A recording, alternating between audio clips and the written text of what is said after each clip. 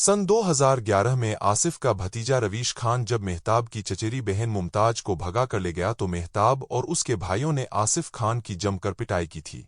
उस समय मोहल्ले के ही तमाम तमाशबीन उसके घर के सामने खड़े थे। आसिफ खान भी प्रॉपर्टी डीलर था।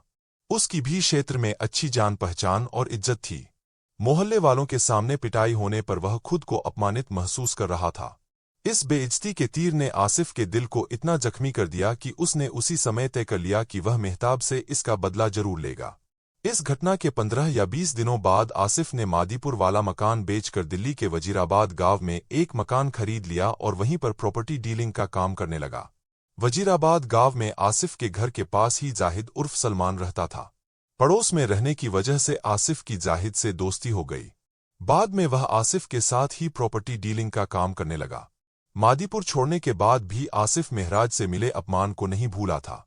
उसी दौरान जाहिद की मार्फत आसिफ की शाहरुख से मुलाकात हुई। शाहरुख दिल्ली के शास्त्री पार्क इलाके का रहने वाला था। उसकी ताले बेचने की दुकान थी। शाहरुख जाहिद का दोस्त था। तीनों साथ साथ खाते पीते थे। खाते पीते समय आसिफ अपने मन की टीस दोस्तों से जाहिर कर देता था। एक बार की बात है, आसिफ खजूरी खास से कार द्वारा अपने घर लौट रहा था। उसने वजीराबाद पुल के पास यमुना घाट पर एक महिला बैठी देखी। 28 या 30 साल की वह महिला बहुत खूबसूरत थी। वह महिला एकदम अकेली थी। उसे देखकर आसिफ अचानक रुक गया और कार को सड़क किनारे खड़ी करके उसे निहारने लगा। वहां खड़े खड़े यह सोचने लगा कि आखिर यह महिला नदी के घाट पर अकेली क्यों बैठी है। कुछ देर बाद आसिफ खुद ही उसके पास पहुंच गया। उसे देखकर वह महिला घबराई नहीं बल्कि वह पानी की ओर टकटकी लगाए बैठी रही। आसिफ ने उससे पूछा, मैडम, मैं काफी देर से देख रहा हूं कि आप इस सुनसान जगह पर अकेली बैठी हैं। वैसे तो मुझे पूछने का कोई हक नहीं, फिर भी मैं जानना चाहता हूं कि आप यहां किस लिए बैठी हैं। मैं बहुत दुखी और परेशान हूं। इस दुनियादारी से ऊब चुकी हूं, इसलिए अपनी जीवन लीला खत्म करने के लिए यहां आई हूं। वह महिला बोली। आसिफ खान समझ गया कि यह महिला खुदकुशी करने आई है। वह उसे समझाते हुए बोला, मैडम, खुदकुशी किसी समस्या का समाधान नहीं है। जिंदगी में तमाम तरह की समस्याएं आती हैं, तो ऐसा नहीं कि हम समस्याओं का हल ढूंढने के बजाय आत्महत्या का रास्ता अपनाएं। यदि आप मुझे अपनी समस्या बताएंगी तो हो सकता है कि मैं आपकी कोई हेल्प कर सकूं। आसिफ के पूछने पर उस महिला ने अपना नाम परवीन जहां बताया। उसने बताया कि करीब 3 साल पहले उसके पति की मौत हो गई। उसके पास एक बेटा और एक बेटी है, जिन्हें वह भजनपुरा में अपनी एक जानकार के पास छोड़ आई है।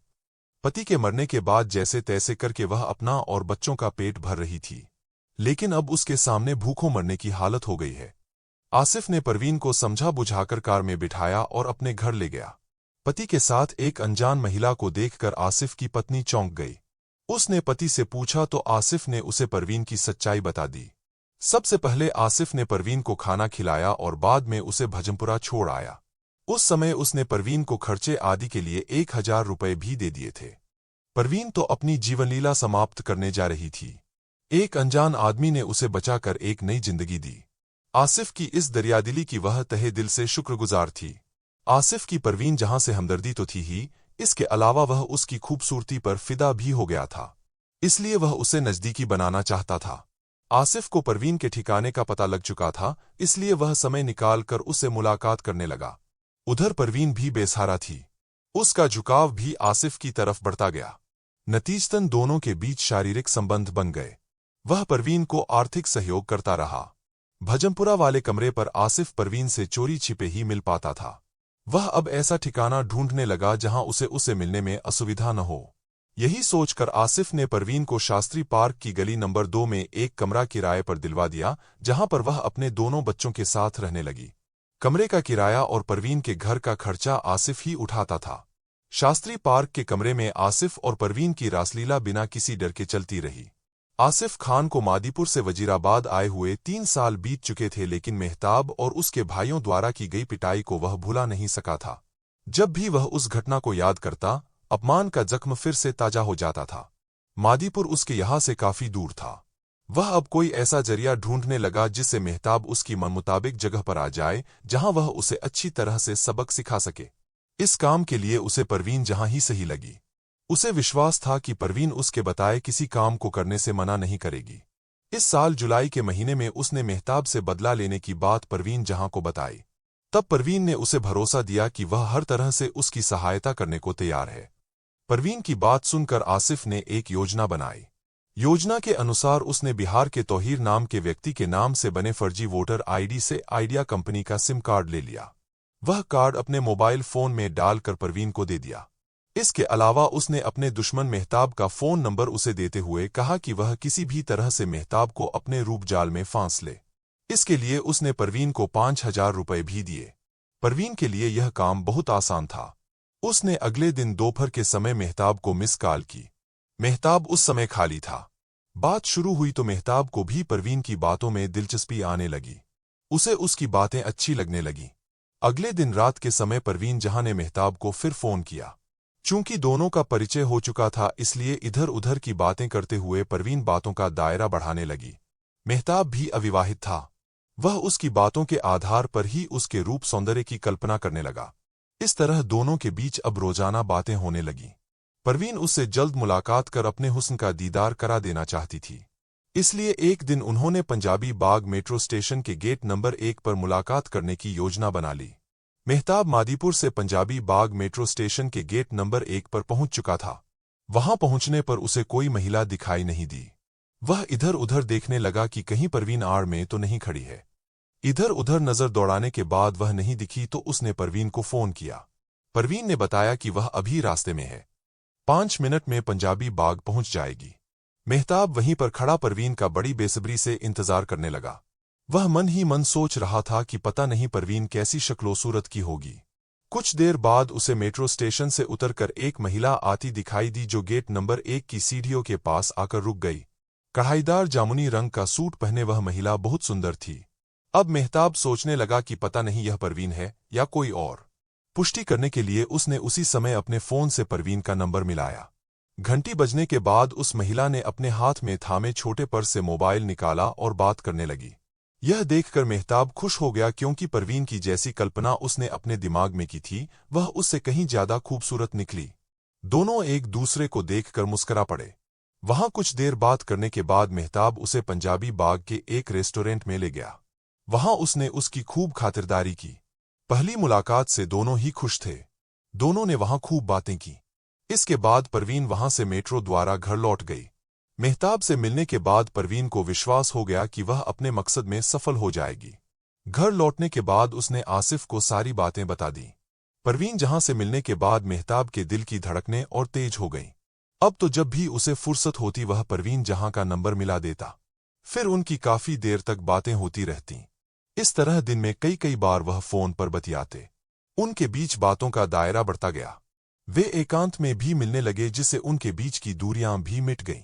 यानी उनके बीच शारीरिक संबंध भी बन गए। इसके बाद उनके बीच यह सिलसिला चलता रहा। परवीन ने अपने हुस्न के जाल में मेहताब को पूरी तरह काबू कर लिया था। मेहताब को यह बात पता नहीं थी कि परवीन का असली मकसद क्या है। वह उसे अपनी प्रेमिका समझता था। जुलाई 2014 के अंतिम सप्ताह में परवीन ने आसिफ से कहा, मछली जाल में फंस गई है। अब यह बताओ उसका शिकार कब और कहां करना है। परवीन, अभी 29 जुलाई को ईद है। ऐसा करते हैं, ईद के बाद तुम उसे शास्त्री पार्क मेट्रो स्टेशन ले आना। वहां से हम उसे कहीं और ले जाएंगे। आसिफ ने उसे बताया। आसिफ खान ने मेहताब से बदला लेने की पूरी योजना बना ली। योजना में उसने अपने दोस्त जाहिद उर्फ सलमान और शाहरुख को भी शामिल कर लिया। 3 अगस्त 2014 को योजना के अनुसार परवीन जहां मेहताब को सुबह 10 बजे फोन करके शास्त्री पार्क मेट्रो स्टेशन पर मिलने के लिए बुलाया। मेहताब उससे मिलने के लिए तैयार हो गया। उसने कहा कि वह 1-1:30 बजे तक शास्त्री पार्क मेट्रो स्टेशन पहुंच जाएगा। परवीन ने यह बात आसिफ खान को बता दी। टुकड़ा और जूट की बोरी रख ली। इसके बाद उसने शाहरुख को अपने घर बुलाया। शाहरुख उसके पास पहुंच गया तो उसे कार में बिठाकर वह जाहिद के घर की तरफ चल दिया। जाहिद को उसके घर से बुलाकर उसे भी कार में बिठा लिया। दोनों दोस्तों को लेकर वह दोपहर 12:30 बजे शास्त्री पार्क मेट्रो स्टेशन पहुंच गया। परवीन जहां शास्त्री पार्क में रहती ही थी, वह भी उधर से मेट्रो स्टेशन पहुंच गई। वह मेहताब से फोन द्वारा संपर्क बनाए हुए थी। करीब 1:30 बजे Mehtab Shastri Park metro station पहुंचा। परवीन भी मेट्रो स्टेशन पहुंच गई। वह मेहताब से बातें करते हुए उसे स्टेशन से नीचे उतार कर आसिफ की कार के पास ले आई। जैसे ही मेहताब कार के नजदीक पहुंचा, जाहिद और शाहरुख ने उसे कार में खींचकर उसका मुंह दबोच लिया। फिर तमंचा दिखाकर उसे चुप रहने को कहा। आसिफ ने तुरंत कार चला दी। इससे पहले उसने परवीन का मोबाइल अपने पास रख लिया था। वह तेज गति से कार चलाता हुआ मेरठ की तरफ निकल गया। रास्ते में शाहरुख और जाहिद ने मेहताब की बहुत पिटाई की। मेरठ से निकलते ही आसिफ पिछली सीट पर आ गया और जाहिद कार चलाने लगा। आसिफ के दिल में बदले की चिंगारी सुलग रही थी। उसने अपने हाथों से मेहताब की पिटाई करनी शुरू कर दी। मेहताब के शरीर पर तमाम गंभीर चोटें आई थीं जिससे उसे बहुत दर्द हो रहा था। दर्द उसकी सहनशक्ति से बाहर हो गया तो उसने चिल्लाना शुरू कर दिया। उसी दौरान आसिफ ने कार में रखे रस्सी के टुकड़े से उसका गला घोंट दिया। मेहताब की हत्या करने के बाद उन्होंने उसकी लाश कार में पहले से रखी जूट की बोरी में डाल दी और जिस रस्सी से गला घोंटा था उससे बोरी का मुंह बांध दिया। उन्होंने खतौली के पास से गुजर रही गंगनहर में वह बोरी डाल दी। वहीं पर उन्होंने मेहताब और परवीन के मोबाइल फोन भी फेंक दिए। लाश ठिकाने लगाकर वे सभी अपने घर लौट आए। मेहताब से पूछताछ करने के बाद पुलिस ने 13 सितंबर को ही उसके साथियों जाहिद उर्फ सलमान, शाहरुख और परवीन जहां को भी गिरफ्तार कर लिया। सभी अभियुक्तों से पूछताछ करने के बाद पुलिस ने 14 सितंबर को उन्हें 30 हजारी न्यायालय में पेश कर उनका 3 दिनों का पुलिस रिमांड लिया। रिमांड अवधि में पुलिस उन्हें खतौली ले गई और गोताखोरों के माध्यम से मेहताब की लाश ढूंढनी शुरू कर दी। कई किलोमीटर तक गोताखोर उसकी लाश ढूंढते रहे लेकिन लाश नहीं मिली। 16 सितंबर को सभी आरोपियों को फिर से न्यायालय में पेश किया जहां से आसिफ को 1 दिन के पुलिस रिमांड पर देकर अन्य अभियुक्तों को न्यायिक हिरासत में भेज दिया। पुलिस ने आसिफ की निशानदेही पर उसकी सेंट्रो कार भी बरामद कर ली। आसिफ से विस्तार से पूछताछ करने के बाद न्यायालय में पेश कर उसे भी जेल भेज दिया। दोस्तों, ऐसे और भी रियल स्टोरी जानने के लिए हमारे वीडियो को लाइक और चैनल को सब्सक्राइब कर लीजिए। हम मिलते हैं आपसे नेक्स्ट वीडियो में। जब तक सेफ रहिए, सतर्क रहिए। जय हिंद।